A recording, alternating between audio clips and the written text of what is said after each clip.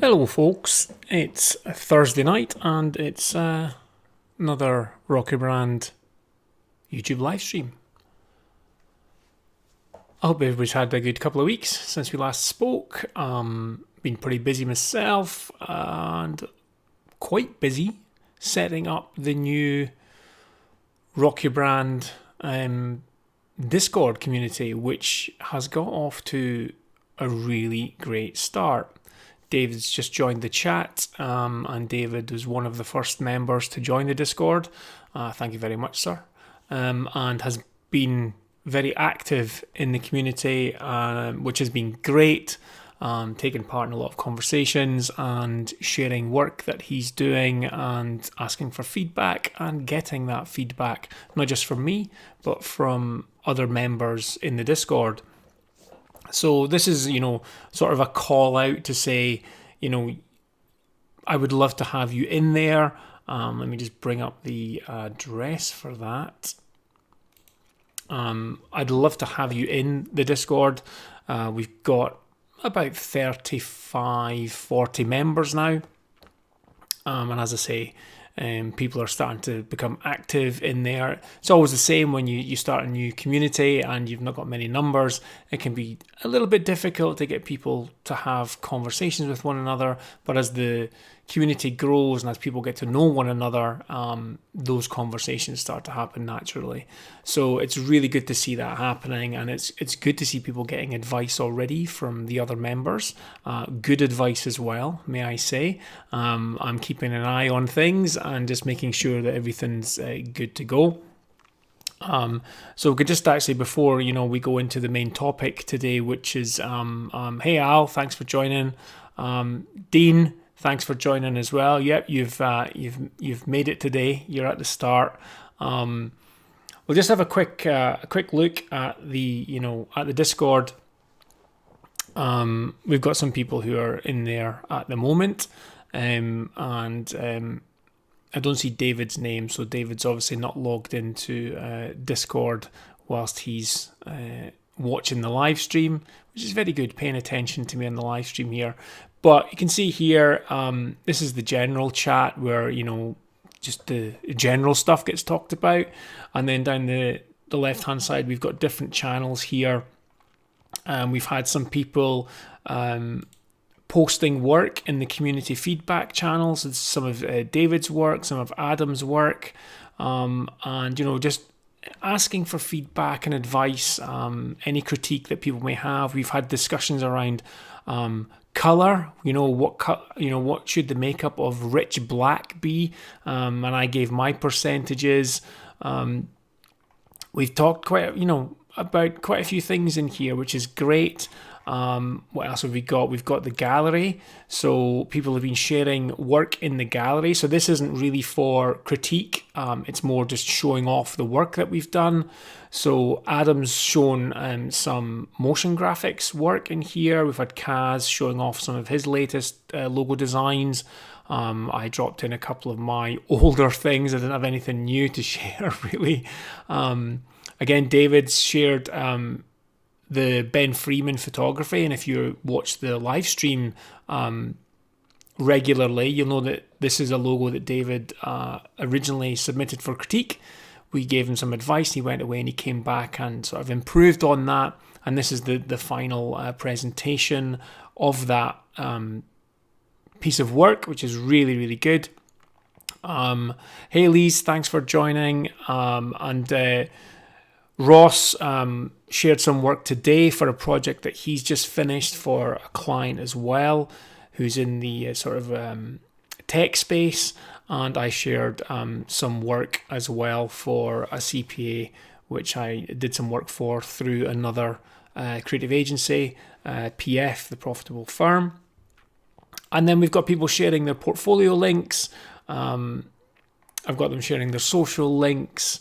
We've also created a channel for a trade swap, which was an idea of Lise, who's on the live chat right now. And Lise thought it might be a great idea where, maybe a logo designer needs a logo done for themselves and they're struggling with it themselves, and maybe they could do a trade swap with another member of the community. Could be, a graphic designer, doing some trade swap for graphic design skills, or it might be you're a web designer and you come into the community and maybe you could trade some graphic design skills for some website time or skills. And it's just a good way for people to not have to spend money, but we can kind of donate time to one another and help one another out that way. So I thought that was a really great idea. So I instigated a channel for the trade swap. We've got a social follow where people are dropping in their social channels so that we can all follow one another and support one another that way. And then we've got some ideas and feedback for what we can introduce. And like I say, the trade swap one was one of those. And then we also tested out the AMA stage the other day. It was yesterday, actually, I think, last night, where I can start a voice chat channel or a stage, and I can invite people up to be speakers. And you can also join the stage just as a listener if you just want to listen into the conversation.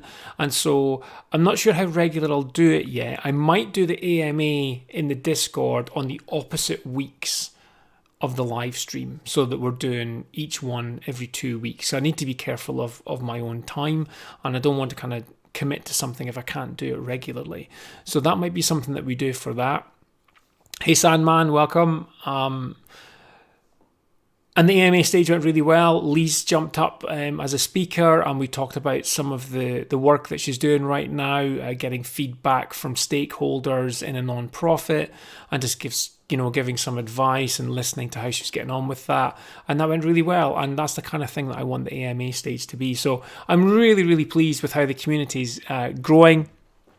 Obviously, it'd be great if, members can invite other people in. But, if you're watching this live stream, please, jump in, join the Discord. It's discord.gg/RYB. When you join, you'll end up in the welcome channel, and you'll see a message that asks you to verify. So basically what you want to do is, and I can show you here, is when you join, you will end up in this welcome channel here.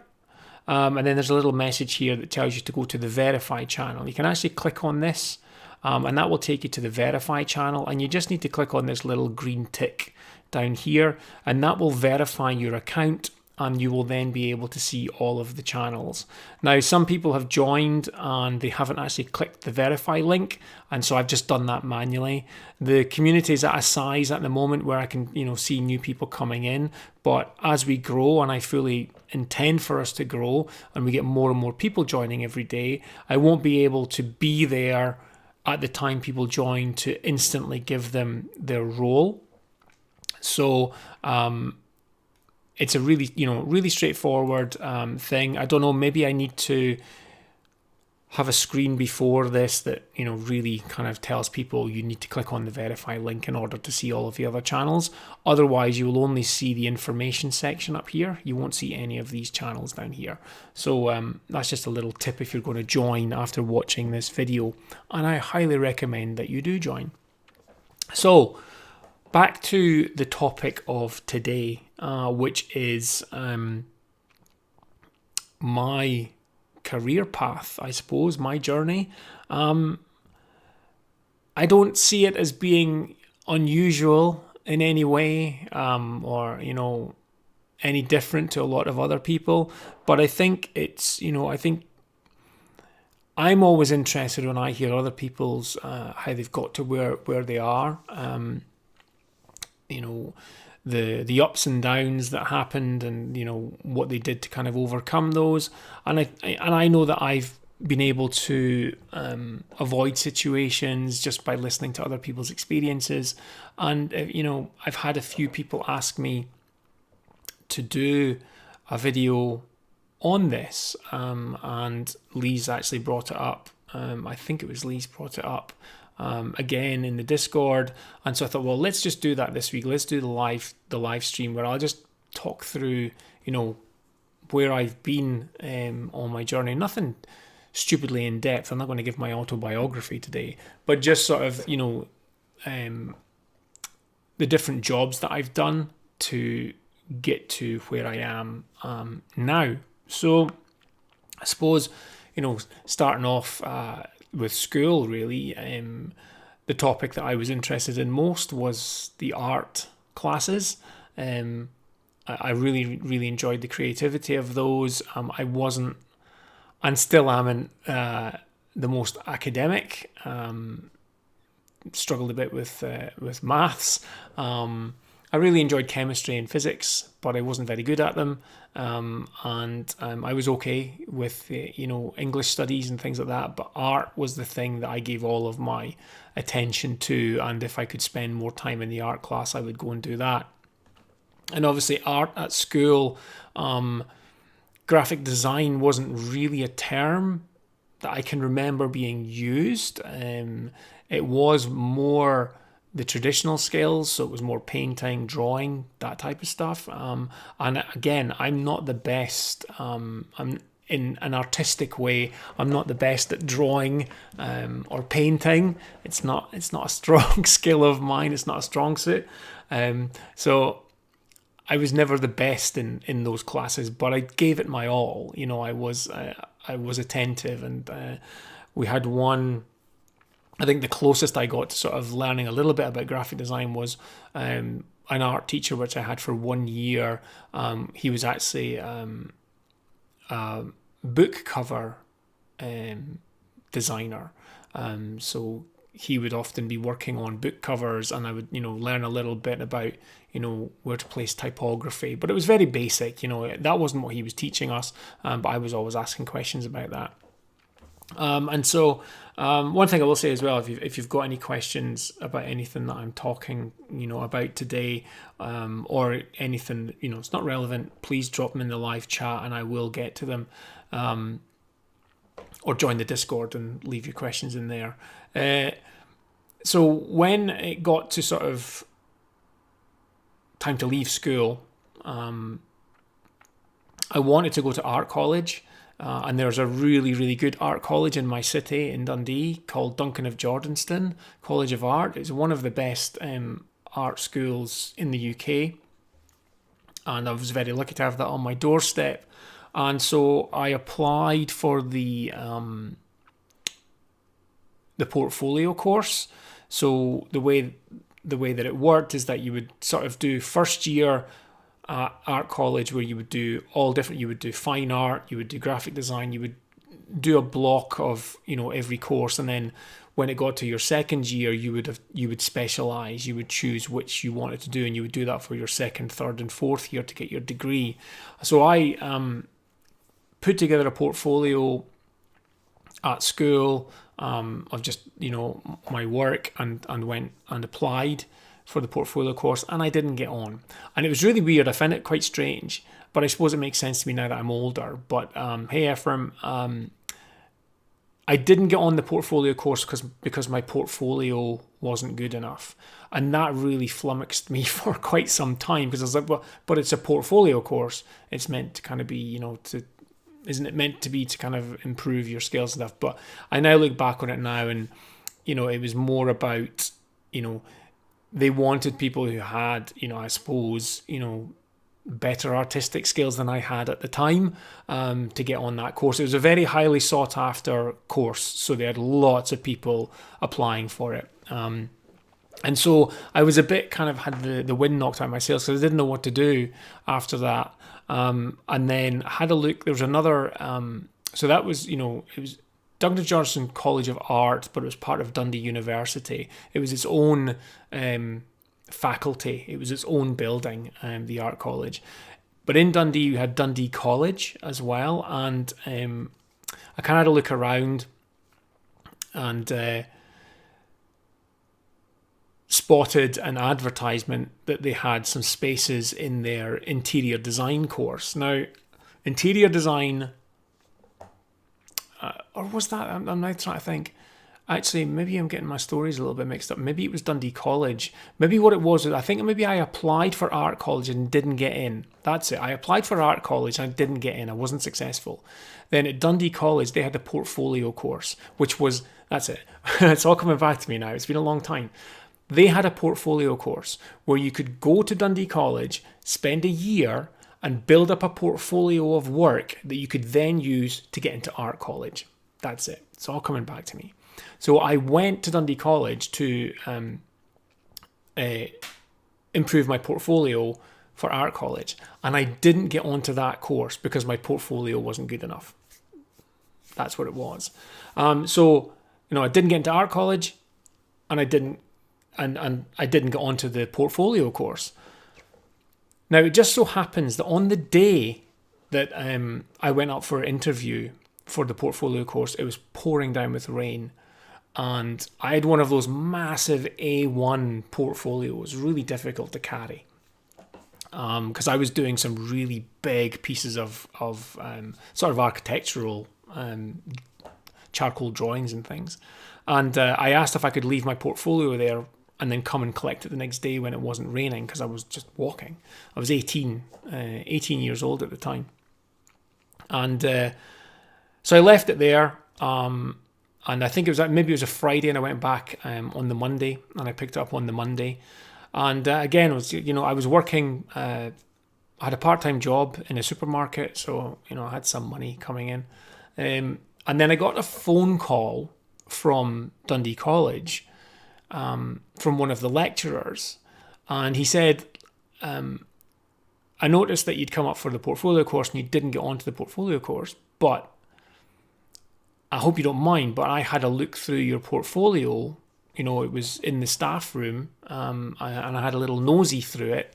He said, and I like the work that you have in there. It's really good, your architectural stuff, and that's really good. We have a space on the interior design course. Is that something you'd be interested in? And I just said yes, because I didn't have anything else to do. And I thought, it gets me into college. And so I said yes, and I got onto the interior design course. And so I started on the interior design course, and I did that for about 6 months. And one of the classes that you had to take, no matter what you were doing, graphic design, interior design, were life study classes, so life drawing classes. And my life drawings were not good. I've already said I'm not an illustrator, I'm not an artist, and I really struggled with it. But part of the interior design course was, sort of, there was quite a high sort of, there was almost like a fashion element to it, and so drawing figures and things was quite a large part of it. And I was getting quite a lot of pressure from the life drawing teacher for my drawings not being very good, and it was kind of stressing me out a little bit. And then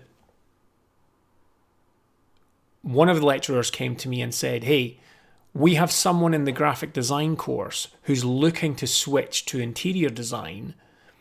We know that you're not really enjoying the interior design course. Would you be willing to swap with them? And so at the drop of a hat, I said yes, and moved to the graphic design course. I just want to quickly check the chat here. David said, one of the most delightful tips I picked up was you don't have to be that good at drawing for designing logos, which I found encouraging as my drawing skills are abysmal. Yeah, it's not, when it comes to logo design, for me, it's having ideas. It's not drawing skills, because, the software can kind of handle that. You just need to learn the tools and how to create, shapes and stuff using software. And now there are people who create logos which are hand drawn, and they are amazing, especially like the really intricate sort of old fashioned kind of pen work logos. Those are like top notch. But that's not me. And I've not really kind of put a lot of effort into learning to be a good illustrator. It's just not a skill or something that I've been interested in enough to dedicate that time. So my time has gone more into learning more about graphic design and being able to arrange things in a way that's pleasing to the eye, makes information easily readable and done in a with hierarchy, so that the message is read in the right way.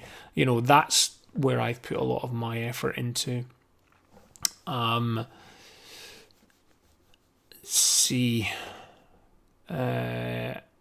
hello, Sir Rock, and everyone. I'm really interested in graphic design, especially I love to make logos. 25. It's a bit silly, but I feel old sometimes to start it. Any advice? You feel too old to start at 25. Nonsense. Doesn't matter how old you are. I don't want to kind of, put David on the spot here, but David, who's in the chat right now, has really only started learning logo design quite recently, and I'm pretty sure David's older than 25. But honestly, you could start learning logo design at 60. It doesn't matter. It really doesn't matter. I know you might feel like it does, but it honestly, it doesn't. It really doesn't matter that much.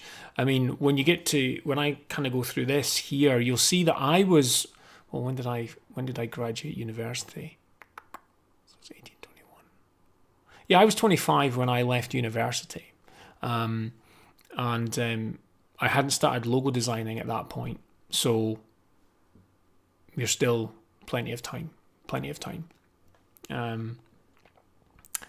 I did say David's calling me a cheeky git, but I did say I didn't know how old you were. I just didn't think you were 25. If you are 25, fair dues. So anyway, I moved over to the graphic design course, met a great bunch of friends there. I was there did that for 2.5 years. Lifelong friends, and still, we try to catch up. It'll actually be, when did I leave there? I left there in 1995. So, quite a while ago. So I was there from 1992 to 1995, and I got my higher national diploma in graphic design. But I didn't feel ready for the big bad world. I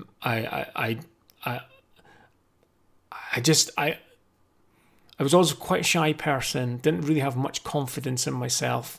Nothing's changed, and I wasn't ready to get a design job. I just didn't feel like I was ready for it. And I'd happened just before we kind of graduated from college. I happened to go down to the art college again, to Duncan of Jordanston, for their open day. They had an open day showing, you can go around all the courses. And obviously I went down there and went to the graphic design department first, because I just finished an HND, so I thought, well, maybe I should get a degree in graphic design. Maybe I'll, feel better that way. Because the thing about college, it was like a continuation of school in a way. I'd heard about university and how you just did some classes during the day and, lots of free time and all the rest of it. But I went from school, which was sort of 9 o'clock till 3:30, Monday to Friday, to college, which was 9 o'clock to 3:30, Monday to Friday. I didn't feel like I'd lived the university life or the student life. It just felt like a continuation of school. So on this open day, I happened to go into this class room, lecture area, and bumped into a gentleman who had a Donald Duck bow tie on. And turns out that he was the head of what was then the brand new animation course. They'd started a degree in animation, and the first year of it was running at that point.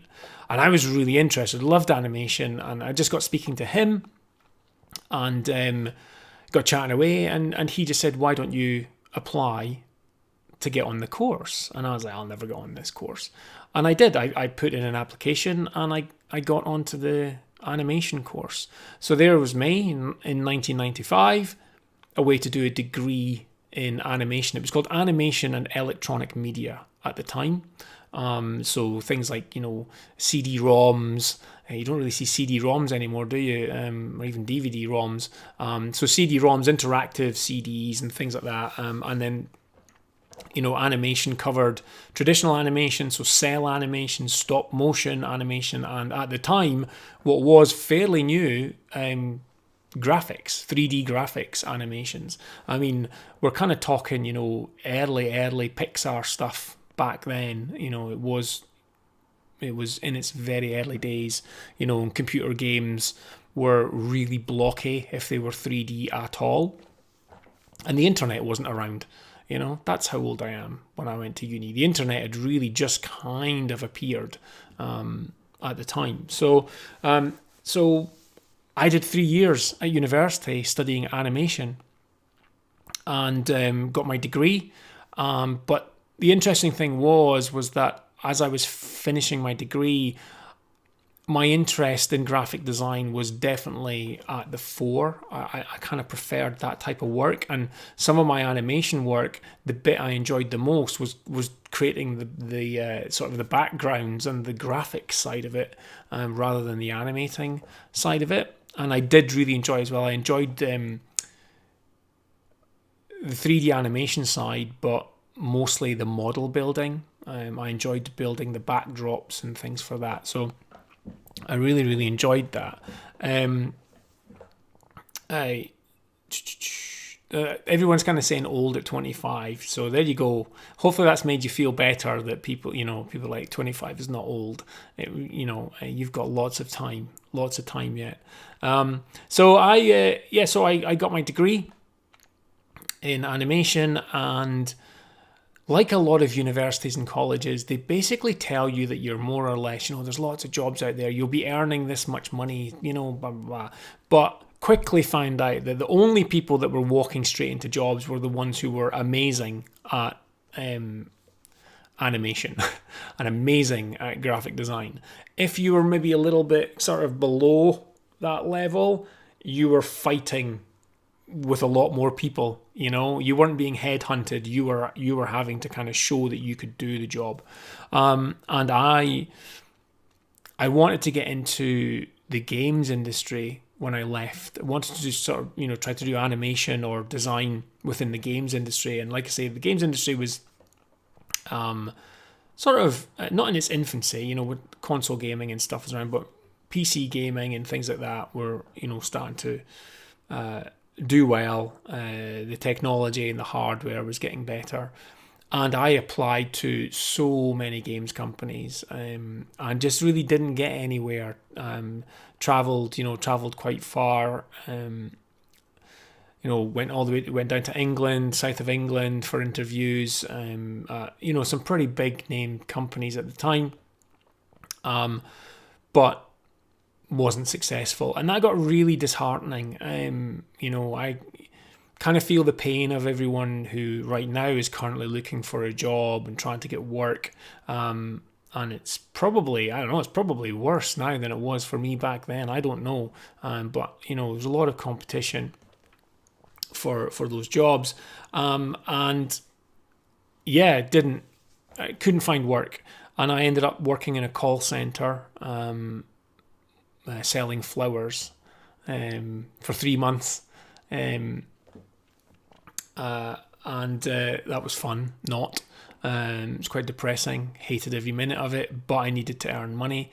Then I got a job in a little print shop in my city, and that wasn't a great experience. But what it did do, here's what I'll say about that job. I've not had a good run with managers, put it that way. Okay, some of them have not been great, but I've had others which have been brilliant, so I just want to clear that up.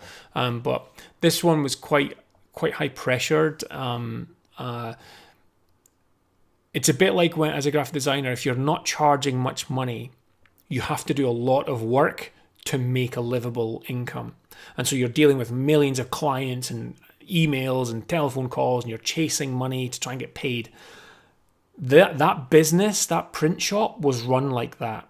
He was undercutting everyone else, all the other print shops, which meant he wasn't making much money, which meant we had to turn the work out really, really fast. And what I very quickly realized was that my graphic design course really hadn't prepared me for working in a real life design environment. Believe it or not, and it might still be the case, I got an HND, a 3-year course in graphic design, and I started in a print shop, and I didn't know what CMYK was. Didn't have a clue. So I'm just opening up, I think they were using CorelDRAW as their software. Hadn't used that before. I'd only used Photoshop and Illustrator before, so I had to learn CorelDRAW. And I'm doing this, creating this artwork and designs, and then I'm sending it. So the print house was downstairs in the same building, and they're coming up going, "We can't print this. It needs to be CMYK." And I was like, I didn't have a clue what that was. And it was really stressful. I eventually, obviously, figured out what CMYK was. But it took my head a long time to figure it out, because I'm like, CMYK, why is the K? And we've had this discussion in the Discord. Why is cyan, magenta, yellow, and K? Why is K black? I don't get why is it not B? And all of these things, and because of the pressured environment, it's really stressing me out. And I actually just handed. The last straw was when a job came in, and I didn't handle the job. Someone else did. I actually think it was the boss handled it, and there was a mistake, so it had to be reprinted. So the job was given to me to fix the artwork and then have it reprinted. But the other task that was given to me was to go to the client and get the client to pay for the job again, even though it wasn't the client's fault. And I refused to do it. I just refused to do it. I said, this is our fault. The mistake was made at our side. It wasn't wrong information from the client. We made the mistake, so surely we should reprint it. And so he basically said to me, do this or it's coming out your wages. And so I told him where to stick his job and left. I just walked out. And did one of those things that you sometimes see in movies and stuff. I walked out and then went, wait a minute, he's due me money. I need to still get paid for the work that I've done. And so I kind of plucked up the courage and went straight back in again and said, I want paid, because I was so angry that I was able to kind of get all of this out. I want paid. Don't you dare not pay me for what I'm due. And he just paid me there and then and asked me to leave and never come back, which I was happy to do, because I didn't want to work for someone that was of that mindset that they were willing to screw over clients. So that was a baptism of fire for me. That was lesson one. Now, bear in mind, I was still a super shy person at this time. It was really, really stressful. But it instilled in me one of my prime rules, and that's never screw over your clients. If you make a mistake, own up to it. Own up to your mistake and tell the client. They may not be happy with you. They may even be angry with you, but I guarantee you that they will thank you for being honest with them. And this comes into my story later on as well. So anyway, I left there. I went back to the call center, worked there again for a little bit, and then got a job at a video production company. And kind of I was sort of doing in-house graphics and things. Learned how to do design interactive CD-ROMs. I did some touchscreen kiosk stuff for visitor attractions. So I kind of learned a lot around that. There's obviously a lot of graphic design skills in that with layouts, and it was an early introduction to user interface design and user experience design. Again, nothing like today, because we didn't have the technology to drive really fancy looking user interfaces. So they were pretty clunky back then, but it was a really, I learned how to code using Flash. It was Macromedia Flash, and then Adobe bought Macromedia. And now Flash has been phased out, but Flash was, what was used a lot for a lot of these interactive touchscreens, because it was fast and didn't really need a lot of high-end hardware to run it. So I learned how to code a little bit with that. And then after working at that company, I then went to work as an in-house designer I was the only designer really sort of heading up the design office of a company which sold high-end video equipment, cameras and monitors and things like that. And I worked and I got the job there, and I was I got the job through the main task that they wanted was someone to redo their website. I was not a website designer, so I had done some website work, but I'm not a website designer. It wasn't my core skill. But what I did was for the interview, I took the time and I redid their website. I mocked up their website and how it could look, and I presented that at my interview, and I got the job. And I was there for maybe 3 months, and then we were all told that the company had gone bust, and we were all going to lose our jobs.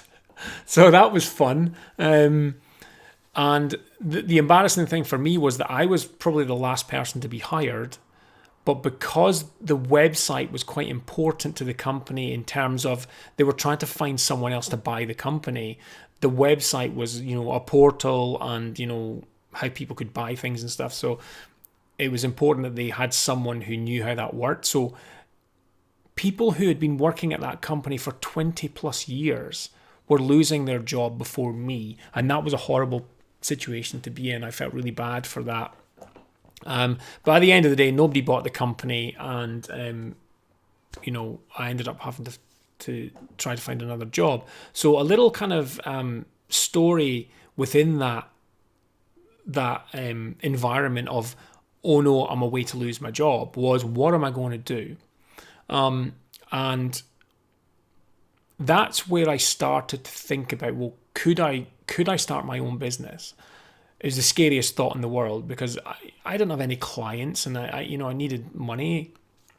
I had a family to kind of like support and stuff. So I was like, I got to start, with no clients.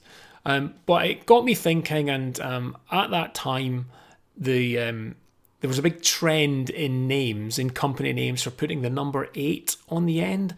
So, you'd have like Motivate, and just things like that, like Motivate. And so I thought, well, what about Pixel 8? Pixel 8 graphic design. And I was like, thankfully I didn't go with that.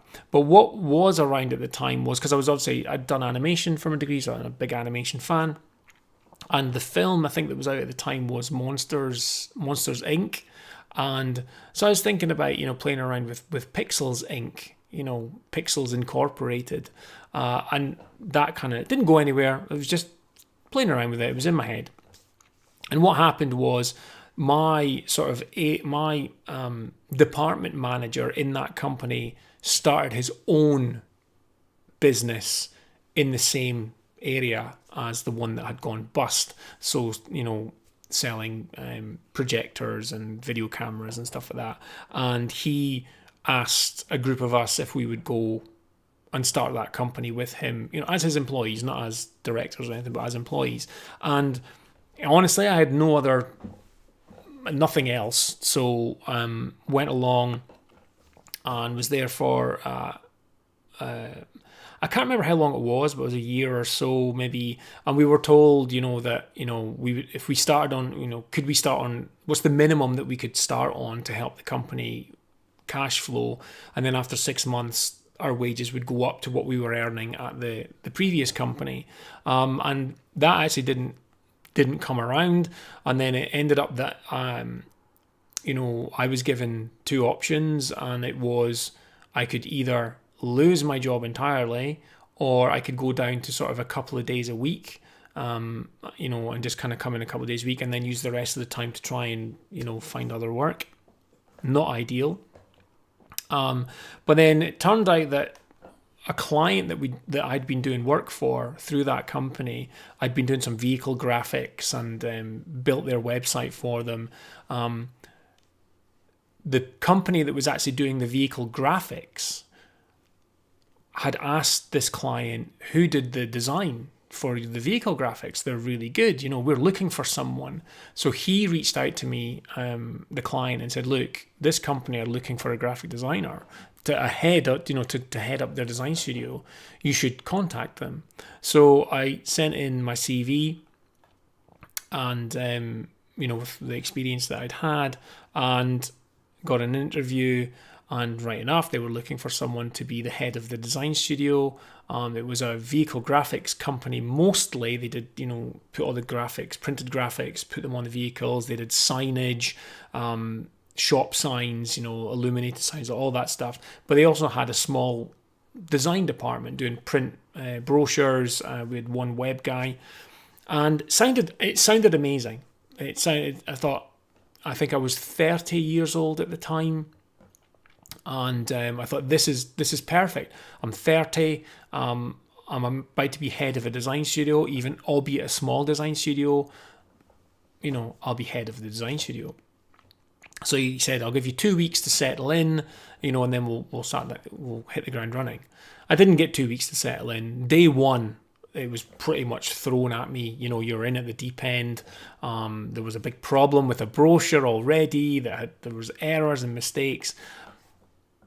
Long story short, with that job role, it was pretty much, I would call it hell on earth. So stressful.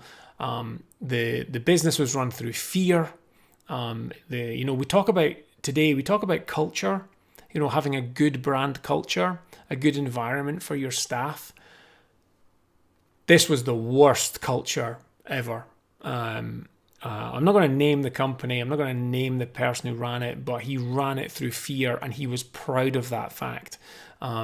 He felt that he got the most out of people because they would be so fearful that they would work harder. That's not how designers work. You put a designer, well, me anyway, under that amount of pressure, and my brain just locks up. Because I'm a perfectionist anyway, if you put me under so much pressure that I'm scared to make a mark for fear of it being wrong, I won't do anything. I'll be so stressed. And we also had to write down every 15 minutes of the day what we were doing. So everything was like tallied. Every 15 minutes of the day, you had to write down what you were doing. And then at the end of the day, those 15 minutes would be kind of tallied up, and they would go to each client's bill. And it was just a nightmare, a terrible way to work. And I worked there for 3 months. I was I felt physically ill going to work. I felt physically ill leaving work because I was already thinking about the next day and how terrible it was going to be. It was just awful. And I basically, because of the personality type that he was, the boss, I didn't want to give him the satisfaction of saying, I can't deal with it. I cannot deal with how this job, it's awful. So I told him that I had accepted a job someplace else. I didn't have another job to go to, but I didn't want to give him the satisfaction. When on my last day, he told me that I couldn't tell anyone that I was leaving. And then on my last day, he pulled everybody together and told everyone that I was leaving. And he said, Cole's leaving us because he doesn't think that we were good enough. And that was it. That's what he said. He told everybody that I basically was leaving because I didn't think any of them were good enough. Now, the staff were brilliant people. He was horrible. And I had to basically follow up with as many of those people as I could to say that I didn't leave because... And they knew, in a way that they were of the same mindset as I was, but they didn't leave. They stayed because, they had different situations. I needed the money. I couldn't afford to leave, but I was getting so... I don't know if I was depressed from it, but I was so down and felt so ill that I had to leave. I just had to. For my own well-being, I had to leave. So I'm just kind of jumping back in here. Like he's saying, always own up if you make a mistake. Lagovka's saying, I had a very similar job situation in my career. I had a boss who lied to clients. Yeah, it's awful. Lisa's saying, wow, that sounds really bad. It was really bad. I actually get knots in my stomach whenever I think back to that time. It makes me. It was so awful. It was so awful. But like the previous job where it was kind of, run really badly, I will say as well, working at the video production company in between, the one after the first terrible job, that was a great environment. That was a really good culture there. So it's not like every job has been a terrible culture. Just this, the company that went bust actually had a nice environment and a nice culture. It just wasn't managed very well. But then this one wasn't very good. And yeah, I've kind of lost my train of thought there. Yeah, so I just basically left, had nothing to go to, no work. And so I started freelancing with no client base. So I just had to basically try to see what I could do. It was a terrible time, money-wise, lots of crisis of income, and not a great time for me to think back on. Mistakes were made, lessons learned, and I'll say that, again, like the first horrible boss, this second horrible boss taught me how not to run your business. Just if I did everything the opposite way that he did, then I'd be doing good. The only put it this way, it got so bad, he lied to so many clients that he had to keep a record of everything that he told every client. And then if a client called, he would have to go and check what he'd said to them last time before he picked up the phone to them, because he couldn't remember his lies. How awful is that? How awful is that? So bad. But he was an amazing salesman. Credit where credit's due. He could sell.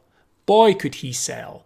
But I suppose we could all sell if we basically promised the earth to people, but then didn't deliver it. And one of the things as well is that we had very little return clients. It was basically they would come, they would be promised the earth. We would do a good design job. The design team would do a good design job, but then he would charge them more than maybe what they'd been told or whatever, and then they would never come back. So when that happens, you have to keep casting your net wider and wider and wider to find people who've never heard of you, because if you do a bad job for someone, they will tell their friends and business colleagues, don't ever use these people because they're terrible, so I learned a lot from that experience. It's always, at the time, it's all very negative, but with hindsight and moving forward, you can take positive lessons from what were awful times, I suppose. Hey Childsy, thanks for joining. Appreciate you coming in. Ultimox saying, hi Cole, I had a boss who had this obsessive need that you worked the same way he did. For example, he never wanted us to use the drop-down menus instead, but know all the keyboard shortcuts. Oh, I'm a drop-down menu kind of guy. I know like some shortcuts, but yeah, I think I drive some people insane because I'm a drop-down person. If I did tutorials where I'm designing a logo, I'd probably drive some people insane. And I'm in awe of people who know all the shortcuts. It looks so fast, doing all of that. So yeah, I don't think you should make people work to the way that you work. I think the whole point of having other people in is that you have different skills. There's things that you have to do. You have to kind of deliver things in a way and have a process. But if the job's getting done and it's not, taking too long, then people should be allowed to work the way they work. David, I'm not going to get political, so I'm not going to read your comment, but yeah, it sounds like it, doesn't it? And then Ultimux saying everything was about speed, requesting 3 concepts in an hour or 2, ridiculous stuff. So it sounds like a very similar situation. It was demanding, and it was so stressful and unrealistic. But one of the positives I can take from that was I'd never really used Illustrator before. I did everything in Photoshop. Didn't matter what it was. Everything in Photoshop.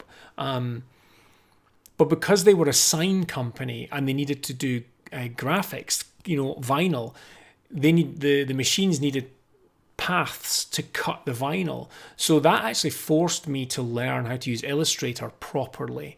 How to use the Pathfinder tool, how to subtract shapes, combine shapes. So that's one thing that I'm thankful for in that job, was it forced, and boy did I have to learn it fast, because he was breathing down my neck. So I learned Illustrator fast. The other thing is that he forced me to go out on my own and work on my own. So after that, I kind of freelanced. You'd call it freelancing, I suppose, because it was just me.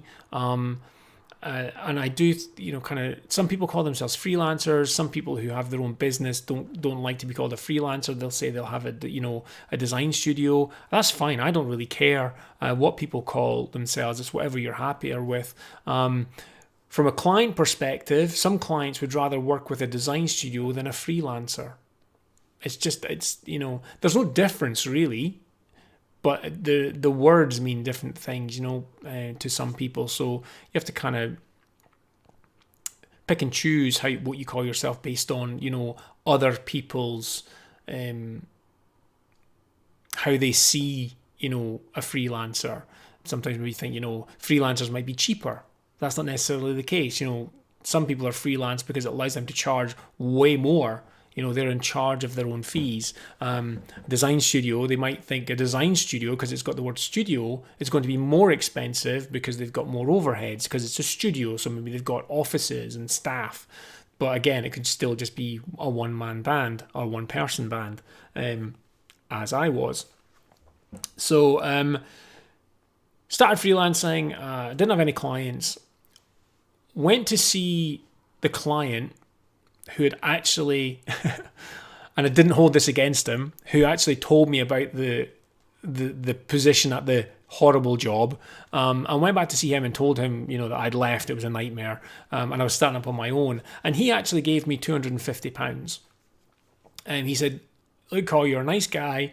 I want you to be successful. I'd like to give you £250 to do with what you need. If you need to buy equipment or pay for business cards, whatever, use this money. He said, I started my business with £250, and I've grown it to what it is today. And, he's very successful, millionaire, collects Ferraris, as a hobby, collects Ferraris, as you do. Super nice guy, and I've never ever forgotten that. I've never forgotten that gesture that he gave me. £250 doesn't go far, but I always remember that kindness that he gave me, and I wanted to make sure that I could try to do that with as many people as possible as well. People who are starting out, if I can be kind and give something that's helpful to them, then all the better. Hey Sophia, thanks for joining the live stream. We're just kind of talking through my roller coaster of a journey to get to where I am today. So I was freelancing, but I still needed a name. I still needed a name for my company, and that kind of takes me back to that whole Pixels Incorporated, which I'd been thinking about a couple of years before. Probably wasn't even that long. It's like 2 years maybe before, because I didn't stay long at the horrible job. It was 3 months, and it was kind of in and out of there. And Pixels Incorporated was like, okay, Pixels Inc. Yeah, that's kind of like that. And so for a while, maybe 6 months, I was Pixels Inc. So Pixels and then INC, so Pixels Incorporated. But then I changed it to, because I was doing a lot of, I was doing design for print. And so I was kind of doing some basic web stuff as well. So I thought, well, I could play on that and have Pixels for the web and digital stuff, and then change the C to a K and have Pixels Inc. So play on the incorporated, but have a K, and the ink part would be for all the print work that I do. I was kind of pleased with myself. So that's how Pixels Inc. was born. The name Pixels Inc. Came around. That was December 2005. December 2005. Pixels Inc. was born as a design studio, which was me in at the time I was living back with my parents because I had no money, so I was in a spare room at my parents, and little desk, little computer, and started from there, and just basically went out and just spoke to family and friends. Does anybody need any flyers done? Posters, like all the things for events. Anybody needing new business cards? I'll do it. And I was doing it for next to nothing because I just needed the work. Doing a couple of logos. I think I was charging £50 for a logo, which is about $60 for logo work. Maybe £15 for a business card, like $20 for a business card. And I know there will be people who are watching this who probably still charge that right now. So all I'll say is, don't let people shame you if you're charging those fees. I understand. All I'll say is that I was charging those fees 17 years ago, and the cost of living has gone up. So, you should be charging at least double that, but it's not for me to tell people how much they should charge.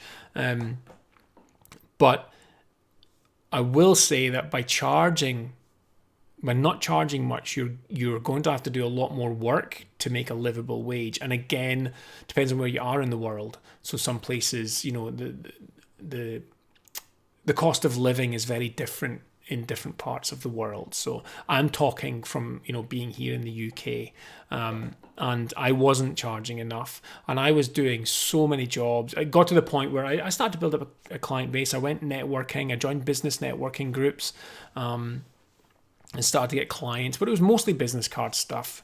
The odd logo. Usually it would be, I need a new business card, and I would say, can you send me your logo? And they'd be like, I don't have a logo. Can you just draw something and add it to the business card? Can you not just create a logo as part of the business card? All right, so I'll create you a logo and do your business card for £20. Right. And I had no business sense at all. I was a walkover. People just walked all over me. I was doing really good work, I was doing it really fast, and I was doing it really cheap. The three things that you really shouldn't be able to get, cheap, fast, and good. I was doing all three. What that did do was that built up a reputation, and people were referring me because I was, doing it cheap. But time goes by, and maybe for about 9 or 10 years, I did, in that interim period, I did join up with another company, and became a director of a web design company.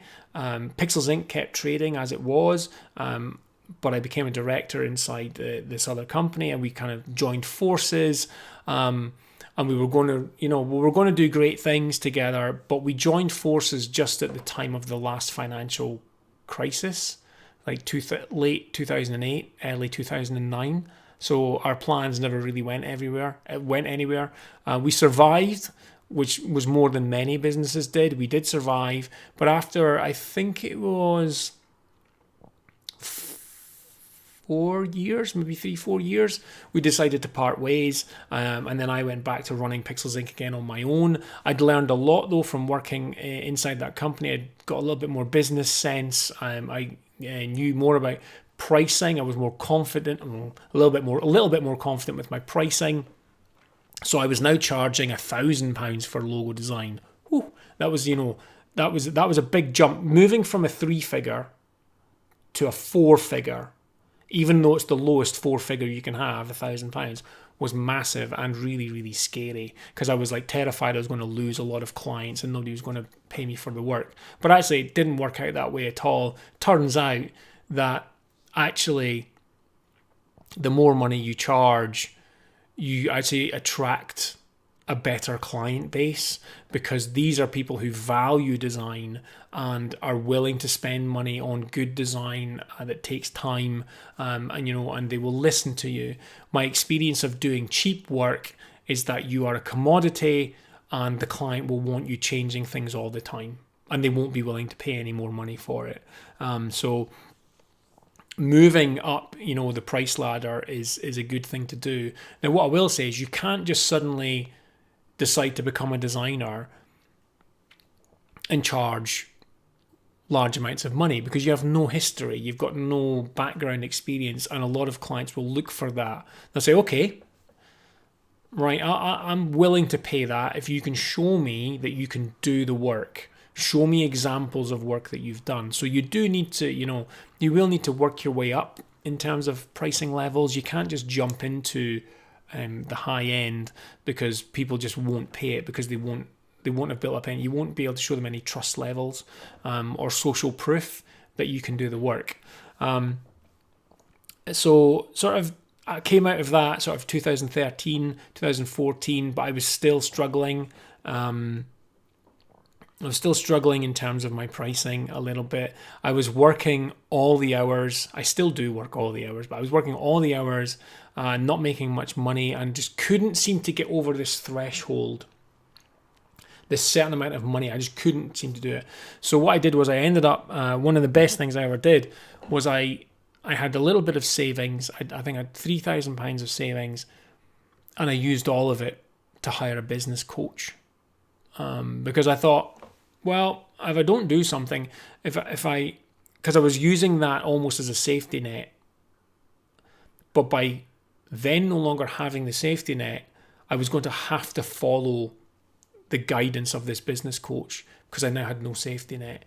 I learned a lot from that. There was certain sales techniques and stuff that I wasn't comfortable with. I don't like high pressure sales. I don't like kind of trying to trick people into going for a certain amount. You can use what's known as anchor pricing. So you can anchor quite high, and then everything else looks lower, or you can anchor in the middle if you want them to go for that, and then you give them a high price and then you give them a low price. And most clients, if you're in a certain price range, won't want to go for the cheapest option, but they don't want to go for the most expensive, so they will go with your middle one. And so you'll see people who'll maybe call it bronze, silver and gold, or different tiers, or starter, launch, and other names. I've done that. I've tried that, and it just wasn't for me. I got to the point where I'm like, I know I have a process. I know how much I can listen to the client. This is how much time's going to take. I have a fixed fee. This is how much it's going to cost you for a logo. If you want me to do your logo, this is how much it's going to cost you, because this is my process. Here's all the examples of the work that I've done before. You can speak to any of these clients. They will give you a referral, a testimonial of working with me, and that's it. So, but that took maybe 3 or 4 years of coaching, of me being coached to get to that point of confidence in my own abilities and what I can offer, the value that I could offer. And I think that's the key thing for a lot of designers, is we don't understand, or we don't value the value that we give. We see our skills as almost something that everyone else can do, so we don't charge much for it. But actually, graphic design is just as valuable a skill as a lawyer, as a doctor. We train for years to be good at what we can do. So why is it that we as a sector are seen as a commodity? I mean, we've got things like Fiverr, where you can go on and get stuff for like super cheap. Or we've also got, you've got the high end like Pentagram that are charging millions of dollars for logo design. But in the main, most of the battling is done at the low end. And the reason for that is that software is openly available to anyone. And we've got templates and we've got all sorts of things so people can knock things up together. We've also got issues with copyright, where there are countries in the world that don't give a crap about copyright, and they will steal other designers' logo designs and they will sell them to clients who unknowingly are buying plagiarized work. Now, this is still rife on Fiverr, and they refuse to do anything about it. And that's the one thing. I don't mind people going to Fiverr. They can go to Fiverr if they want. It doesn't bother me. They're not my client. They're not my type of client. What does bother me is that there's rampant plagiarism goes on that platform, and Fiverr doesn't do anything about it because they just host, they just facilitate. It's bull crap is what it is, and it gets me a little bit annoyed. So if people want to use Fiverr, fine, but I don't agree with how they have things set up. It's not good. But it can be a useful tool. And I'm all for designers using tools to raise awareness of their skills, to build up a client base. And I've never used Fiverr. Wasn't around when I started, and I probably, or was it? I don't know. Maybe I just wasn't aware of it. But I probably would have gone on to Fiverr to try to get some work. I entered some design competitions to try to win logos, get paid for logos. I quickly stopped that, and that was a big mistake of mine to go into that. I believe everybody should be paid for the time that they spend creating design work, and those competition websites, only one person wins.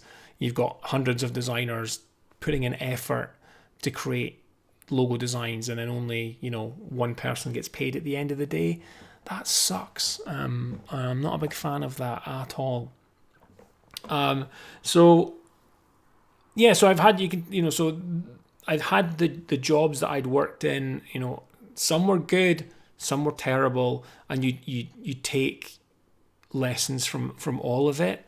And I was able to bring all these things together and start to build a business that I felt was the right thing for me, and also the right thing for the clients, the type of clients that I wanted to attract. And then in 2014, it was actually my business coach introduced me to another person who's now my friend, but is also very much a coach to me and a mentor to me. I learned about content marketing or inbound marketing, which at the time I hadn't heard of. But when I heard a little bit more, I thought it's just about blogging, write blogs and people will come to your website. It is about that, but it's basically answering questions. People have questions, and if you're answering them, when they go to Google and they type in their question, you basically want to be the one that appears to answer that question, because then you become the trusted expert, someone that's giving them the answers. And so I started writing blogs. Don't enjoy it. I'm not bad at it, but I didn't really enjoy it. But then it was my mentor, Chris, kind of said, why don't you do video? Why don't you try video? Didn't like getting my photo taken. Still quite a shy person. Basically talked myself out of it because I was like, there's already people online doing design. I was watching, I followed Roberto Blake. His channel wasn't nearly as huge as it is now, but I liked watching his videos. He was talking about design and stuff like that, so I was watching him. Will Patterson had, he'd not long started his channel, so I was kind of watching Will's stuff as well. And then there was other designers out there, and I was like, wow, YouTube doesn't need another designer, on there. But then Chris said, well, why do you watch? He said, if there's so many designers, why do you watch? He said, not even the designers. You probably follow quite a few different YouTube channels. Why do you watch those people and not other people in those sectors? I went, well, because I like the way, I like the way they deliver stuff and how they talk about things. He's like, right, okay. He said, so yes, there are people saying giving the same information out on YouTube. He said, but everyone delivers that information in a different way. Everyone has their own personality, has their own background, and so they will deliver that information in a way that kind of, suits them, comes naturally to them. He said, I think you'd be surprised that if you started, you'll probably find that you will attract a certain audience who may not who may not bond with the way Roberto delivers information, or they may not bond with the way that Will delivers information, but they will find the way that you deliver it appealing to them. So he actually convinced me to do that, and I started to create YouTube videos, and I'm sure a lot of you will have probably seen them. And like my first couple of videos were, I think was what is a brand and what is a logo. But then Chris had actually said to me, he said, I think you need to start off more basic than that. I think you need to start off with really basic stuff. You know, like what is a JPEG? What is a bitmap? Really start with the building blocks of design and go from there. And once you've done all the building blocks, then start, talk about color, and then start to talk about the higher level stuff, which is brand strategy. And so he kind of helped me sort of structure how I started my channel. And yeah, I mean, it took a while to grow, and I never expected to get past 100 subscribers. So where I am today is kind of a bit mind-blowing. I didn't think I'd be doing this. I didn't think I would be live streaming to people and, have people kind of having questions. I didn't think I'd be starting a Discord community. I just didn't think it was possible. But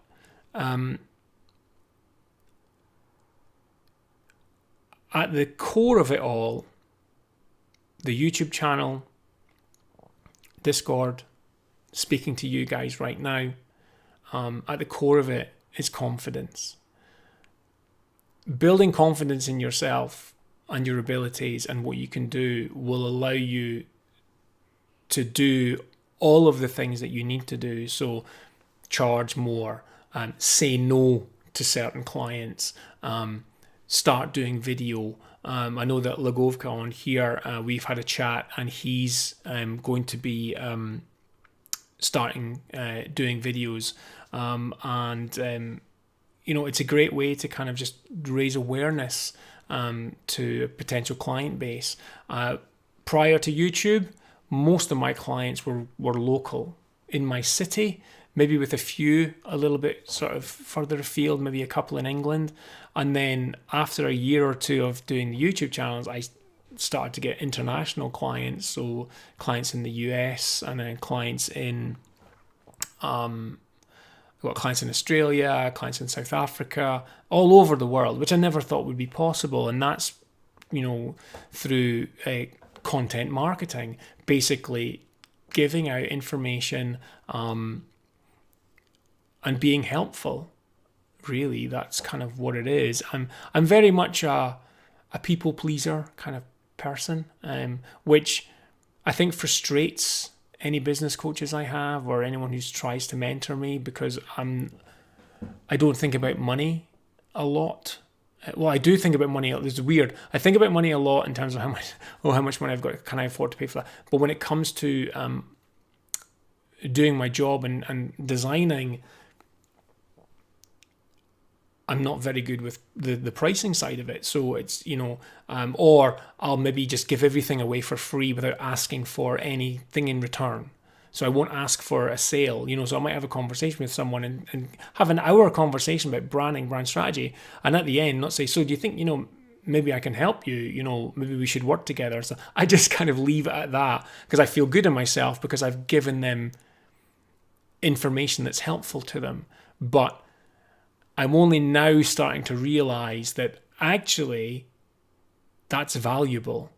I'm so used to being a designer, and the thing I get paid for is creating things. So I create a thing, I design something, a logo, a business card, I get paid for that thing. What doesn't come naturally to me is even this kind of stuff, is the knowledge that we have up here is worth something. And so it is my goal to be a consultant for businesses, for branding and strategy, but I would also love to maybe start doing some mentoring stuff, do some mentoring courses for designers who are getting into the field, maybe even designers who have been in the field for a long time and they're stuck. I can kind of help them with my experiences and what I've learned. There is value in that, and I would love to do that. So I'm going to quickly catch up on the chat because there's quite a lot going on here now. So yeah, so much. Let's see. Maybe there isn't as much. I've just not gone around there. Punisher of Mayhem, I'm coming up to my 5-year working within the public sector, although I'm feeling that I need a new phase in the private sector. Did you ever feel in other jobs like I've done my time here? Honestly, I wasn't in any other areas of business long enough, just through one thing or another. By far, probably the longest was probably the video production company, and I think that was about 2.5, 3 years. Pixels Inc. has been the largest part of my design career, sort of 16 years now, be 17 years this year. And because it is my own business, I can work with private sector, I can work with public sector, I can work with any industry sector that I want. I'm not a specialist in anything. I know that some designers niche into certain areas and become experts in that area. I've not really done that. I would call myself a generalist in that I work with all types of businesses, and I really enjoy that. I love how varied that is, and how pretty much every new job I have to learn something about it. So there's pros and cons to that. Obviously, if you're an expert in a niche, the people in that sector are going to come to you knowing that you already know everything about their industry, so you can speak to them and do all the things. But what I like about being a generalist is that I can have a client come to me and I could say to them, right, I'm a potential customer of yours.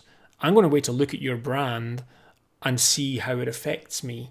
And I can kind of come back to them and say, well, you're telling me this on your website, but that's not the experience that I'm getting from this or this or this. And I can, sit down and have a conversation with them and say, so that all being said, here's what I would recommend, for your brand strategy. Before we get to any design work, we need to do all of this work here. Then we can look at, doing your brand. So I love that. I love learning everything about new industry sectors and businesses. And I don't think I would change that. I don't think I would. The only thing I'm changing really is, if you watched the live stream last week, and Lagovka's here as well. So Lagovka is the one who created the new Rock Your Brand logo for me, which I love to bits. And I didn't mention it on the last stream. So if you want to go check out his work, it's logovka.com. LOGOVKA.com. Beautiful logo designs. So Rock Your Brand is now becoming my consultation, coaching, mentoring side of the business, which is these live streams, the Discord community, my brand strategy workshops, any teaching that I do. And Pixels Inc. is becoming more of a standalone, the design side of things. So, once if a client goes through all the strategic work, then there's design to be done, then Pixels Inc. kind of picks that up and runs with it. So I now have 2 brands which I'm operating. I've got Pixels Inc. and Rock Your Brand,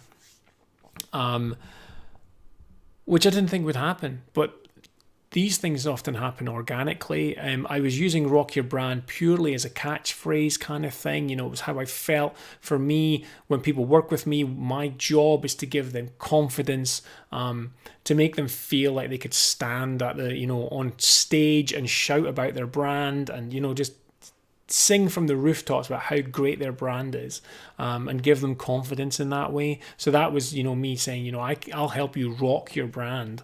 But it became a thing of its own. And I decided that towards the end of last year that I was going to make it its own thing. So I've trademarked the name in the UK. So it's now a registered trademark, as is Pixels Inc. So, I'm fully covered in terms of using that as a name, which is good. it's an expensive thing to do, but it's better owning it than someone else being able to come in and take it away, or start using it as well, and I've got no legal protection. So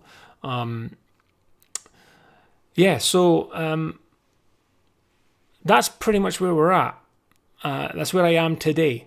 I've gone from a school leaver who failed to get on a portfolio course at college through to sitting here speaking into a camera lens to you guys who have supported me. You're showing up here. You're giving me your time to show up and take part in these live streams, which is awesome. Again, when I started these, I was fully prepared to just be sitting here on my own, talking to the camera and nobody else kind of being on the other side. But it makes such a difference to me having you here, and the Discord is a continuation of that, because the YouTube community tab sucks.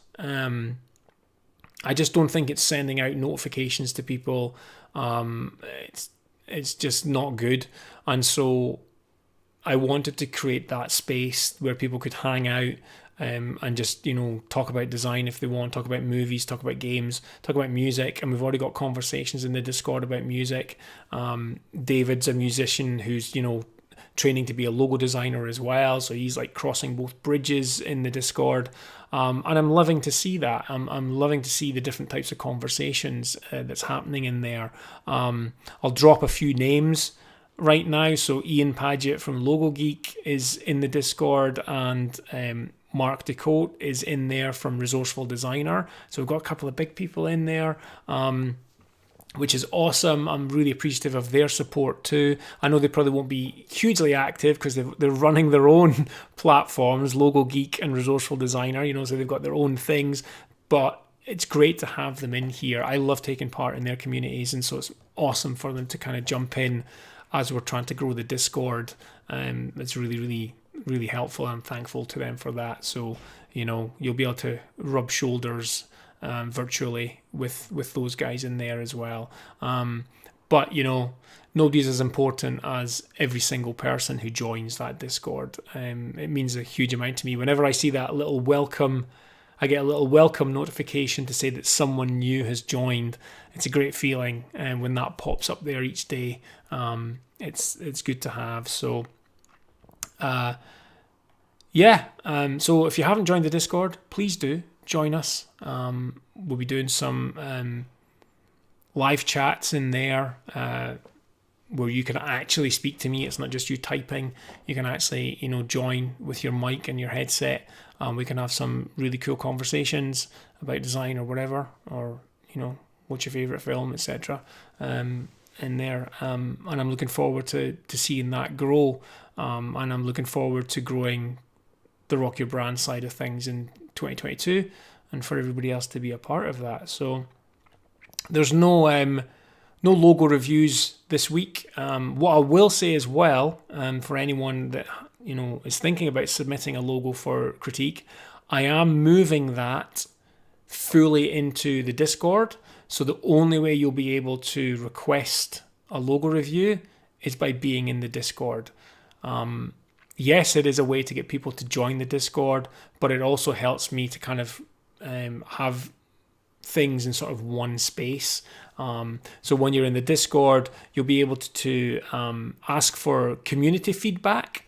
But once you've been in the Discord long enough and you've taken part in conversations, you will get given a role in there, which will give you access to a private channel where you can submit your logo for critique by me. It may happen on the live stream, or it may just happen, on a one-to-one basis within the Discord.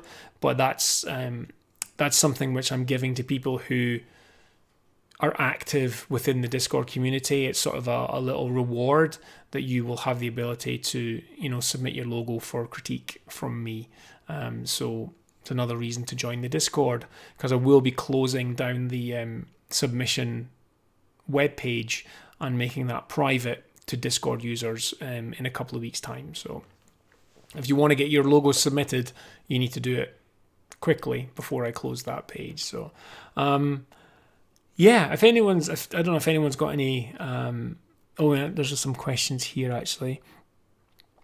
Lisa's saying, do you feel like doing extra things like YouTube, blogs, etc. are necessary to make a full income as an independent graphic designer? What a great question. Are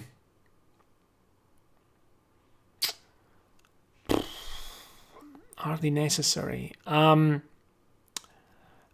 don't think they're all necessary. So one thing I will say is don't feel like you have to do blogs, YouTube, Instagram, TikTok, all of that. My piece of advice would be is choose one platform and own it.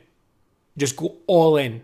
So for me, I went all in on YouTube and I created a fully edited video once a week, every week for 2 years solid. So I did 100 videos. It was a lot of work. And actually, I've not done an edited video for a long time now because I'm so busy that just finding the time to do that is I'm struggling with it. So I need to kind of get back to that. I'll probably end up looking for someone to edit the videos for me. So I'll probably record them and just get someone to edit it, just to get back on that wagon, because I know that my subscriber numbers, I've kind of slowed down on YouTube because I'm not putting out those edited videos. I'm only doing these live streams, and YouTube will push a live stream whilst it's live, but once it's over, it's pretty much forgotten about, and YouTube doesn't push that on the algorithm, so I don't really get much traction. All the traction that I still get is from my older YouTube videos, so I need to make sure that I, start to prioritize that again. But you could just start blogging and start creating some really great informational blog posts. You could start a podcast. You could do YouTube, or you could, really go all in on Instagram. Spreading yourself too thin over all of them, you're just going to get burned out and you're really not going to make an impact. So I would just say go all in on one. And I do think, yes, you need to do at least one of them, because you need to show that expertise, that you know what you're talking about, in order to give clients confidence. For me, I started my YouTube channel for business owners.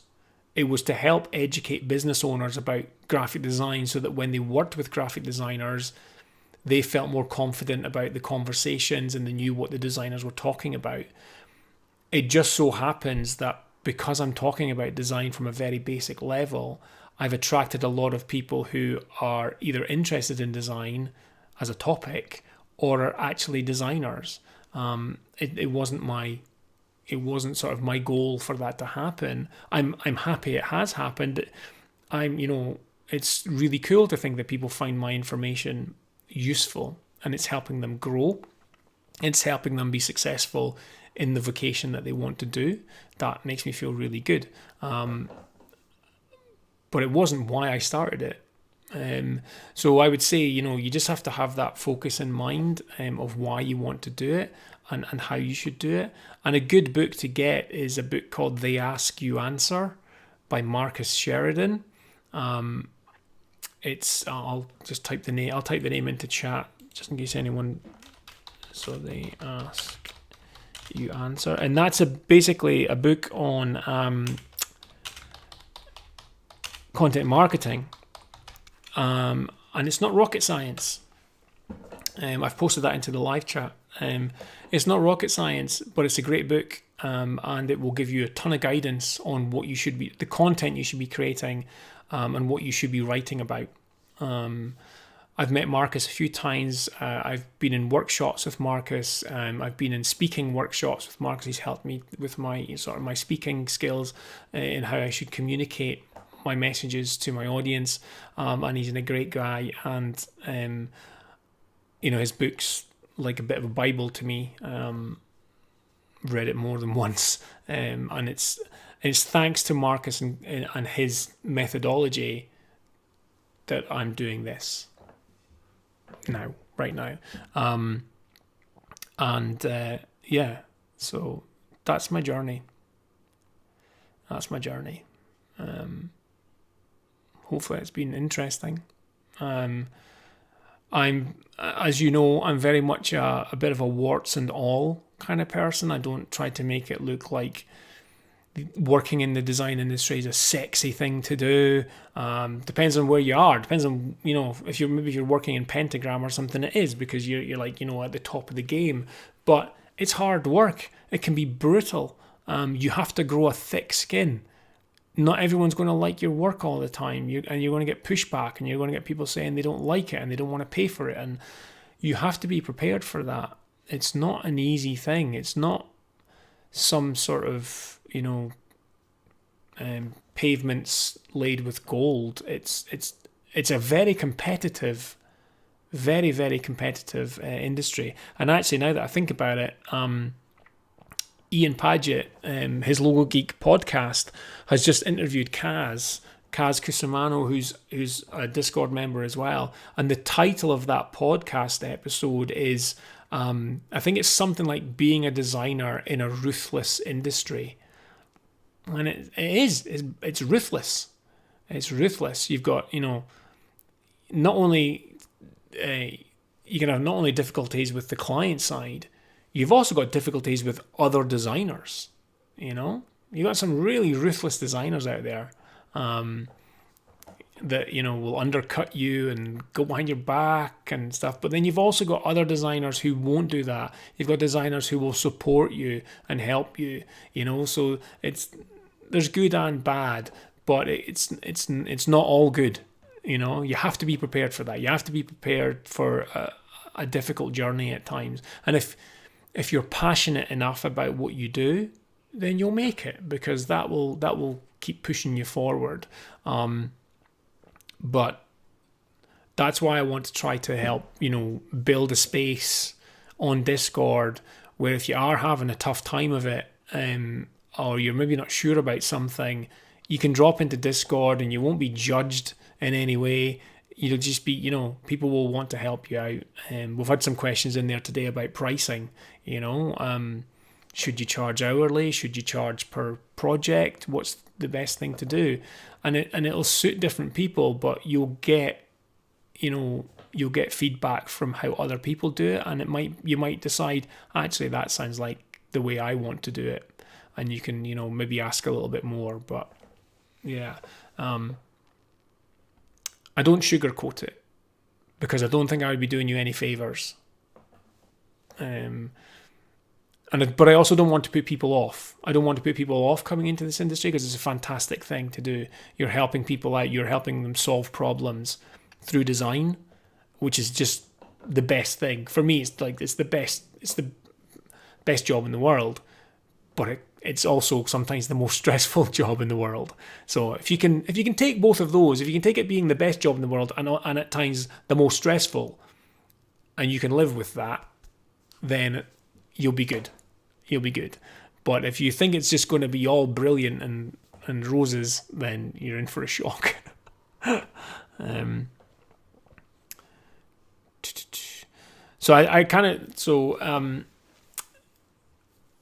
Captain Lackey's saying, thanks for sharing. You had several examples that immediately took me back to similar experiences, and I knew that would be the case, because we're all not so different, and I think it's important that we talk about those experiences, because then it makes everybody go, so that happened to me, or that's just like me. So we all feel like we are all in the same boat, really. And we all need to support one another, rather than, undercut one another and go behind one another's backs.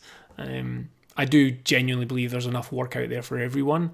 And I think if we can work together, we can, as we said at the start, lift the floor up, so that the very bottom floor of what people are charging isn't stupidly low, and then that helps everyone else who's further on in their career, who needs to or wants to up their pricing. It's actually easier, because the floor isn't a million miles away. Everything, it's higher up, so it kind of benefits everyone doing that. Ephraim saying, interesting to hear your journey. and it's an encouragement to me and others starting out and trying to succeed in graphic design. Yeah, so I'm sorry if it got a little bit at the end where I was like, oh, it's really stressful and stuff. It's just like any job. Every job has its stresses and stuff. It's just about the techniques and things to deal with it. And to be honest, I learned a lot the hard way. I learned, from things going wrong and stuff. And some people will say that's how you have to learn. But I would rather be able to say to someone, right, if you're going to do this type of job and you're going to do this, then don't do this. Because if you do that, then this is going to happen. And then they say, great, I won't do that. I'll do it this way.